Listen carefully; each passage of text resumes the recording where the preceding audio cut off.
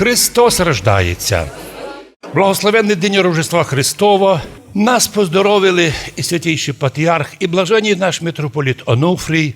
І ночі на літургії первій ми читали поздоровлення нашого архієрея митрополита Фьодора. Сьогодні хочеться іще раз учути благословенний голос нашого архіпастиря і предстоятеля Української православної церкви, блаженнішого митрополита Онуфрія. Христос рождається! Сердечно поздравляю всіх вас, боголюбиві архіпастирі і пастирі, благочестиві іноки і інокині, дорогі браті і сестри, вірні чада нашої святої Української православної церкви з великим мироспасительним праздником Рождества по плоті Господа і Бога і Спасителя нашого Ісуса Христа.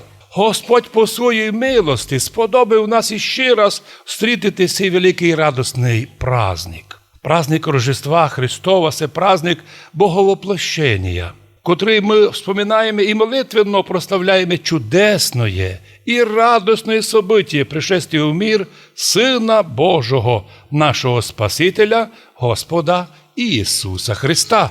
І слово стало плотію, говорить святий апостол Ян Богослов, і обітало з нами повної благодати і істини. І ми виділи славу Його, славу як єдинородного от Отця.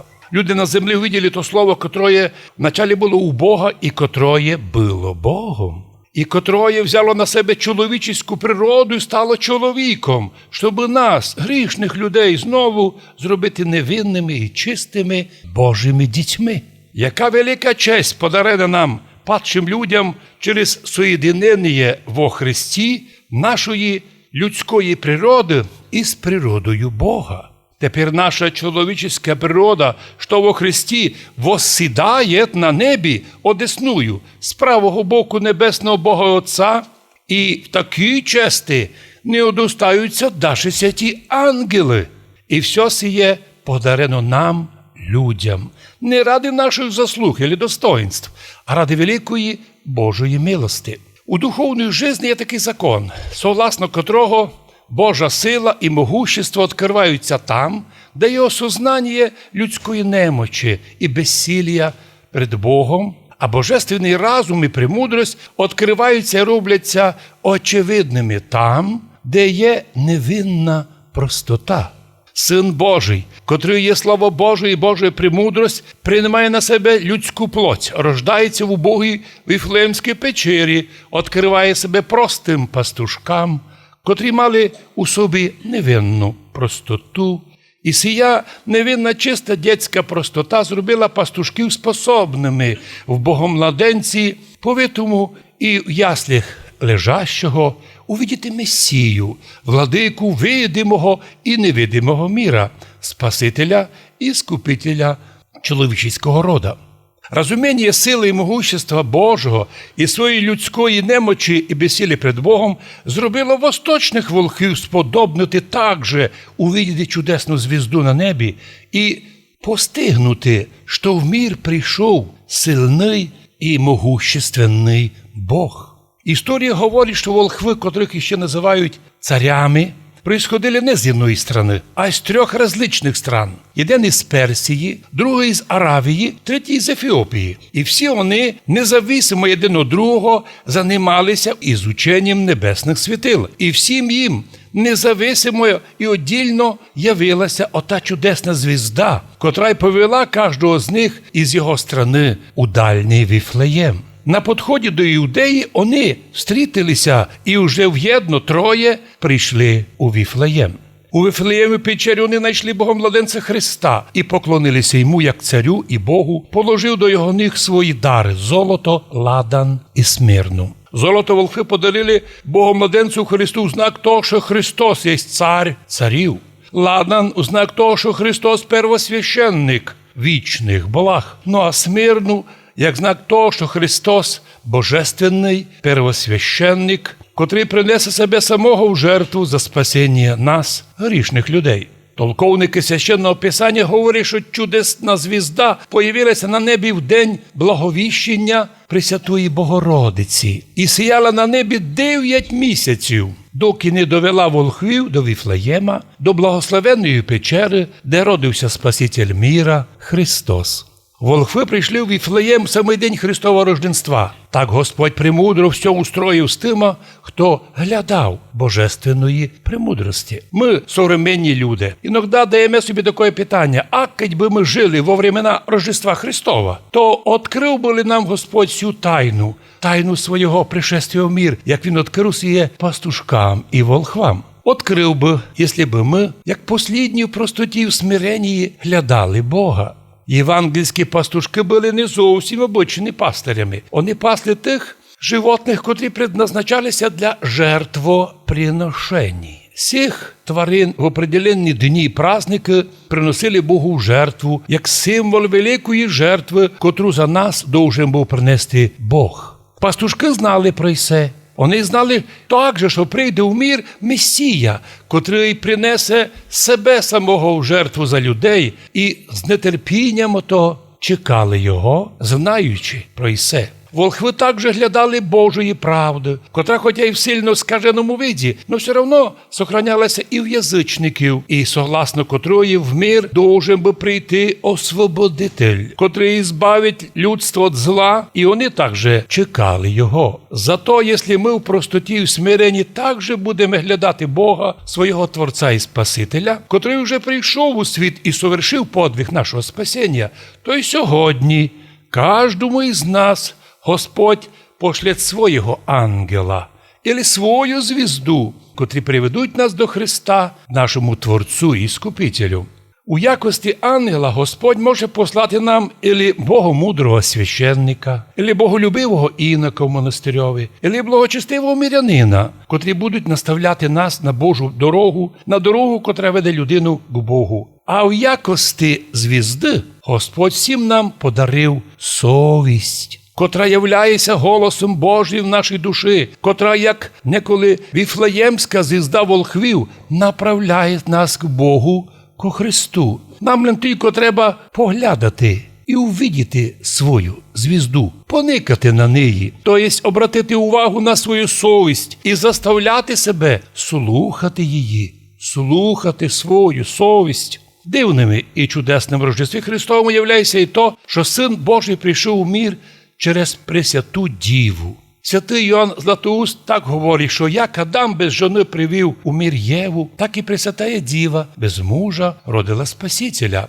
Причому Адам остався цілим після взяття з його тіла ребра, а Пресвятая Діва осталася нетлінною після народження Богомладенця Христа. І ще раз сердечно поздравляю всіх вас, дорогі браті і сестри, з Рождеством Христовим, з великою тайною явлення Бога во плоті. Всі дні ми радуємося смиренно благодаримо нашого Спасителя за те, що Він, наш Владика і Господь, по своїй неізреченной любві к нам, грішним і падшим людям, прийшов у цей світ, узяв на себе нашу людську природу, очистив, освятив і спас її.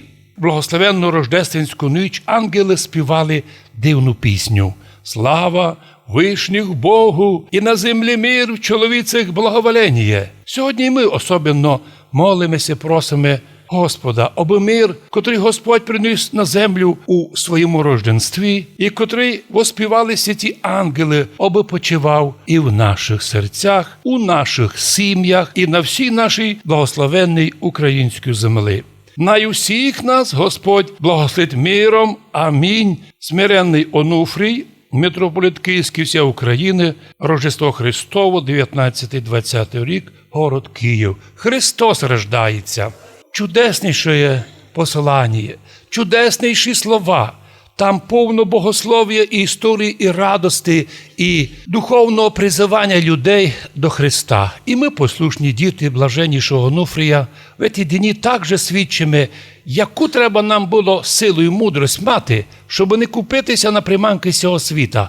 Приманки хитрі, хорошо складені, софістично сформульовані, правдоподобно звучащі, но являлися ложжю, коли до нас відтягували нас від канонічної церкви. Тоді нам звізда світила на всю Україну. Блаженніший митрополіт Онуфрій. Ми взирали на його поведінку. У нього не є спеціальної охорони. Він з любов'ю являється кожному. Він і нас учив ніколи нікого не боятися, крім одного Бога. Тільки виконувати чесно свою місію православних християн. На світі немного є держав, у котрих так много православних. Це може бути Велика Росія і рядом наша Румунія. Тож же велика десятки мільйонів православних. Ну уж, якщо нам Бог подарив, щоб Україна була природньо історично православна, де на задній частині западнів появилися потім не по волі народу, а по волі польських королів або австрійських цісарів Брестської і Ужгородської унії, то ми теж кажемо: Господи, поможи нам. Аж і збрали на Западі неправославну віру вже іншокоє, отпали від нас. Це їх вибір, і ми, в принципі, з тим будемо зміряти, соглашатися. Це їх вибір. Но то, що більша часть в Україні православні, то, що предстоятель Української православної церкви показав нам приклад, як треба віру берегти. І ні на що її не виміняти, бо не є іного другого, щоб можна замінити, якщо ми одного разу утратили віру. Богомладенець Христос прийшов до нас так мило, так незамітно, так зайшов у нашу сім'ю, що нам дуже мило до нього подійти. Якщо би се родив Богомладенець Христос нараз великим академіком і професором, многі б люди ганьбилися подійти. Ну як говорити з професором? А ми підходимо до Ісуса і вспоминаємо своє дитинство наше теж ведь указує нам, що ми деколи в дитинстві були більш мудрі, чим пізніше, коли вже цей світ заразив нас своїми приманками. І в день Рождества Христова просім: Господи, благослови, щоб і в наших серцях, і в наших душах обітав Господь, Богомладенець Христос, щоб ми ніколи не засумнівалися в правильності вибору нашого народу 1150 років назад. То був такий унікальний момент, коли в Європі ще не було теперішніх славних народів, італійців, німців, французів, англічан. Не було тих народів, були сотні різних племен, котрі ще в будущому будуть мати свої переводи на свої нові язики. А наш язик уже був переведений Кирилом Мефодієм на наш язик, священне писання із старогреческого язика. Неіспорчений текст дійшов до нас донині, і ми нині ним обладаємо. І тим самим Бог поміг нам показати приклад і всій Україні, як спасати православ'я. Ми в Закарпатті опит маємо. Історична Подкарпатська Русь перетерпіла і Австро-Венгрію, і Венгрію, і Чехословакію, і Совєтський Союз. І нині, уже маючи опит, теж ділимося з остальними громадянами. Держіться восточного, канонічного православ'я, бо так поступаючи і в дні Рождества Христового, і в дні обрізання і Нового року, і праздника Василія, і в праздник Святої Тройці Богоявлення, і по-нашому як водощі. Бо ми почувствували, яку велику силу мають усі три зимні праздники, определяючи вектор нашої духовності. Господи, благослови наших людей, котрі постом і молитвою готовилися прийти до ясель, аби, увидівши Богомладенця Христа, упознали в ньому Месію, приклонилися перед Ним, відкрили перед Ним своє серце, подарували Йому тройственні дари золото Ліван і Смирну, золото серце нашої золотої, наше Ліван, наше добре благословенне служення і послушання, і Смирну готовність, як діти помазані, єдиним миром мазані в церкві православним миром, щоб і тут на землі були єдиною благодатною сім'єю християнською, православною, канонічною Української православної церкви, но у вічності разом з святими, і з тими ж звіздарями, котрі віримо, що теж знайшли путь до Христа, і всіми людьми, котрі глядають Бога, і Бог прийде їм на зустріч, і з усіми тими, і з нашими предками, котрі держалися у вірі, і ми нині, і на завтра віримо, що і наші діти так будуть держатися, щоб одного разу на страшному суді Бог оприділив нам піти на праву сторону там, де Він сам уже сидить з правого боку з нашим тілом, чекає нашого духовного подвига і труда, і що і готовий кожному із нас дати ту нагороду, вожделенну нагороду, Царство Божє. Амінь. Христос рождається, славіте Його!